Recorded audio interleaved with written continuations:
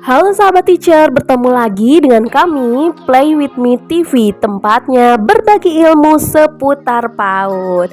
Teman-teman beruntung sekali bisa mengklik video ini karena di video ini saya mau share buat kalian semua tentang salah satu metode yang cocok diterapkan di sekolah maupun di rumah, yang cocok dengan kurikulum baru kita, yaitu kurikulum merdeka. Nah, metode apa nih? Metode pembelajaran apa nih yang cocok tersebut? Nah, buat teman-teman yang penasaran, tonton video ini dari awal sampai selesai. Pokoknya jangan di-skip. Yang belum like dulu, subscribe, nyalain notifikasinya, dan share video ini jika bermanfaat.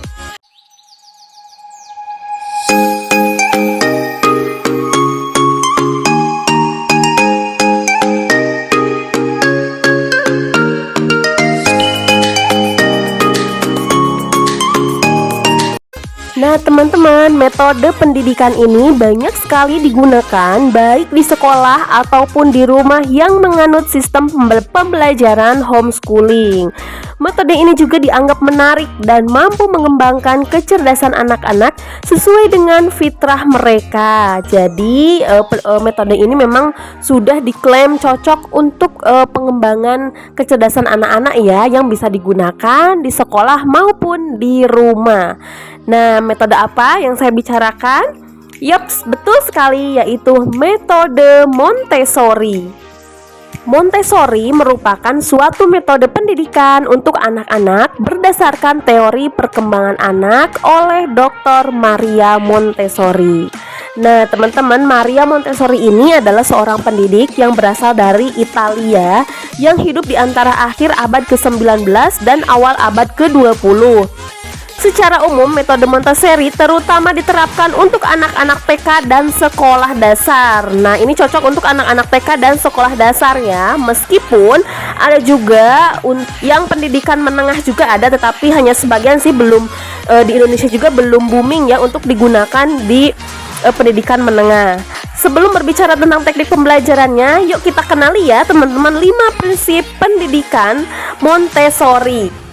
Untuk prinsip pembelajaran yang pertama dari metode Montessori ini adalah dengan menekankan proses belajar eksperiensial, yang artinya anak-anak yang mempelajari metode ini belajar dengan materi yang dikembangkan secara khusus, seperti halnya belajar matematika. Mereka tidak hanya menyimpan angka, mereka juga menghitung materi yang dibuat dan menambahkannya secara langsung. Nah teman-teman, Maria Montessori ini mencatat bahwa anak-anak perlu bergerak dan belajar dari pengalamannya langsung, tidak hanya mendengarkan. Jadi misalnya gini teman-teman, ketika kita mengajarkan angka, misal kepada anak TK ya, kita tidak hanya melihat angka aja gitu. Ini loh angka 1, ini loh angka 2, kayak gitu. Jadi kita bisa langsung dengan praktek. Misalnya kita bawa beberapa lospat, kita kan sudah mengenal ya macam-macam lospat itu seperti apa. Misalnya kita ada batu-batuan atau kerikil gitu. Jadi anak-anak kita minta untuk menghitung, misalnya dengan angka 7, coba hitung dengan menggunakan batu kerikil sambil berlari misalnya gitu. Atau estafet angka dengan misalnya batu kerikil tersebut harus berjumlah 5. Nah gimana bekerja sama dengan kelompoknya atau temannya, gimana caranya supaya bisa berjumlah 5. Mereka harus estafet mengambil batu kerikil tersebut sehingga nantinya bisa berjumlah 5 gitu teman-teman.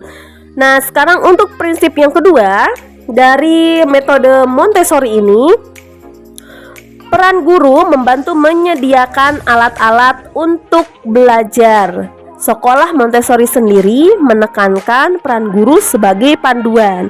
Tugas guru adalah mengamati anak dan memperkenalkan materi pembelajaran pada waktu yang tepat. Bukan sekedar pelajaran atau penjelasan teori belaka tanpa praktek langsung. Jadi di metode Montessori ini kita diharapkan bukan hanya kita memberikan materi ya, tetapi dengan kegiatan-kegiatan praktek gitu.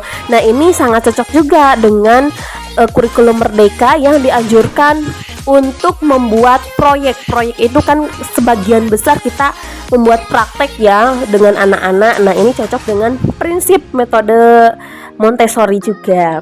Kemudian untuk prinsip yang ketiga adalah lingkungan belajar yang perlu didesain khusus. Artinya, tempat belajar harus dirancang sehingga anak-anak dapat menjelajahi banyak hal dan belajar secara mandiri. Bagaimana memilih rak rendah dan berbagai alat peraga yang ditempatkan di area tertentu untuk memudahkan pembersihan bagi anak-anak.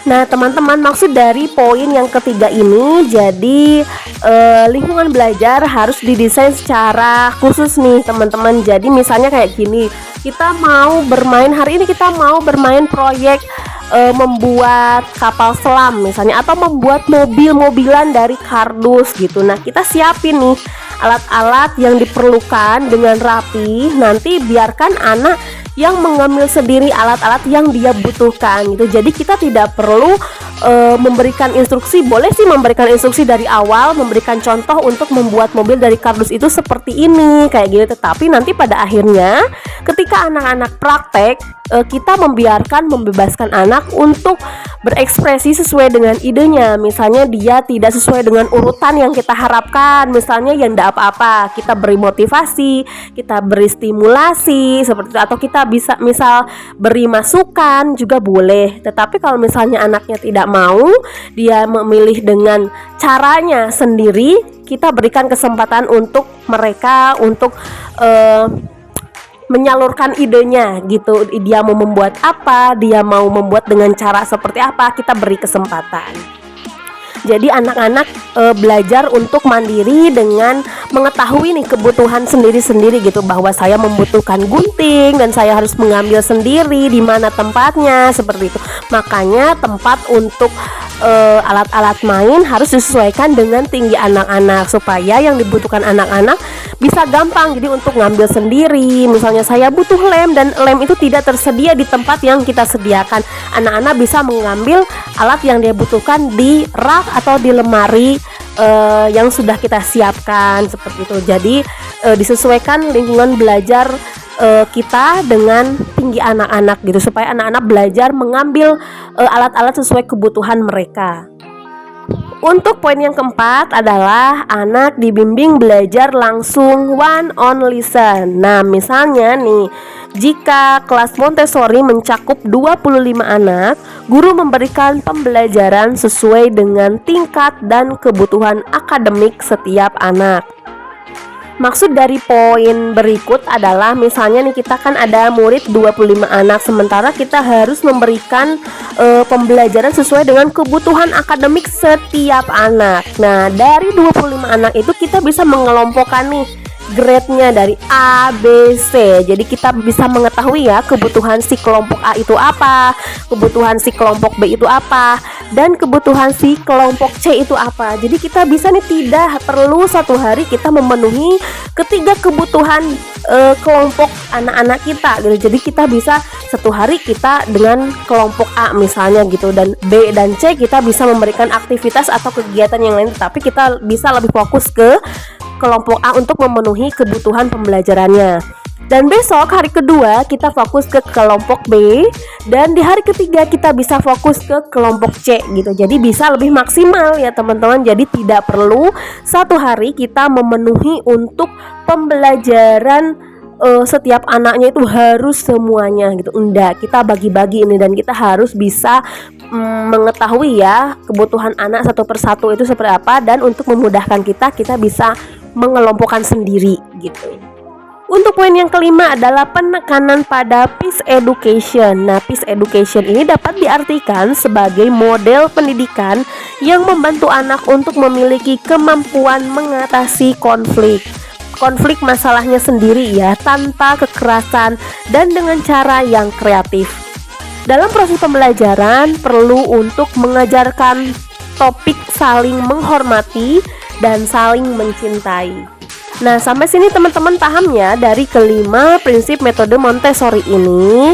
Nah, sekarang apa sih hubungannya kurikulum merdeka dengan metode Montessori?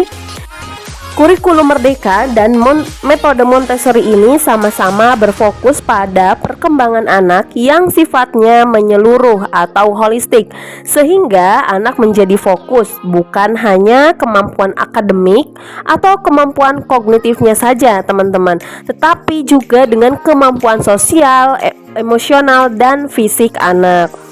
Nah, selain itu juga keduanya berpusat pada peserta didik atau student center, di mana anak bisa terlibat aktif dalam pembelajaran yang sesuai dengan minatnya, bisa belajar sesuai dengan kecepatan dan cara mereka sendiri gitu. Lalu pertanyaannya, is it really working in Indonesia? Nah, well, kita gak bisa jawab dalam waktu jangka pendek ya teman-teman. Tetapi ada studi kasus nih yang dilakukan oleh Harvard Graduate School of Education di sebuah sekolah yang sudah menerapkan student center sejak tahun 1971. Ini buat gambaran kita semua aja ya, dan nambah ilmu nih, yang bertempat di Boston. Nama sekolahnya adalah Med School. Ternyata mereka menemukan bahwa dengan metode ini anak mampu mengambil tanggung jawab dalam pembelajaran yang ia pilih sendiri. Dan hasilnya, para siswa dari sekolah ini memiliki hasil belajar dan tingkat kelulusan yang tinggi, keberhasilan di perguruan tinggi, bahkan hingga ia dewasa teman-teman. Makanya di Indonesia juga sudah banyak nih teman-teman sekolah yang dinamai langsung dengan nama Sekolah Montessori atau sekolah berbasis Montessori, yang berarti sekolah tersebut sudah menerapkan metode Montessori. Nah, gimana nih menurut teman-teman? Apalagi ya manfaat dari pendidikan holistik yang berpusat pada murid? Yuk komen di kolom komentar. Terima kasih buat teman-teman yang sudah nonton video ini dari awal sampai selesai. Ambil manfaatnya, ambil yang baiknya, dan buang yang tidak baiknya ya teman-teman. Semoga bermanfaat. Sampai jumpa di video selanjutnya. Hey,